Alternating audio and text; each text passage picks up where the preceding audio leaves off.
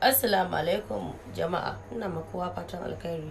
Magana na zo da ita yar takaitacciya, raina a ɓaci.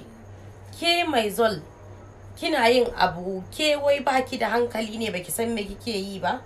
Kin fito kina gaya wa cewa wani duniya wani wai ke da zol kun rabu waye kaza da kaza. Yanzu idan ba hauka irin naki ba, ya kamata ki fito duniya kina faɗin wannan kalmar? Ya kamata? Shi ya yi bidiyo ya ce ya rabu da ke, ai ko da a ce rabuwa kuka yi da shi, bari ki gaya miki, ko dan ma misali maƙiyi ko wani abin yadda dai a halin da kike ciki a rufa maka asiri, ai kya ja bakin ki shiru, amma ba ki fito duniya kina faɗa ba. Wannan wani irin rainin hankali ne da rainin wayo? Kenan ma drama kuke shirya mana daga kiyashi din, tunda dama kun saba shirya mana drama. Allah ya sauwaƙe, Allah ya kyauta abin da kai. Idan kun ga daidai ne, dan Allah ku je ku ci gaba da yi wannan.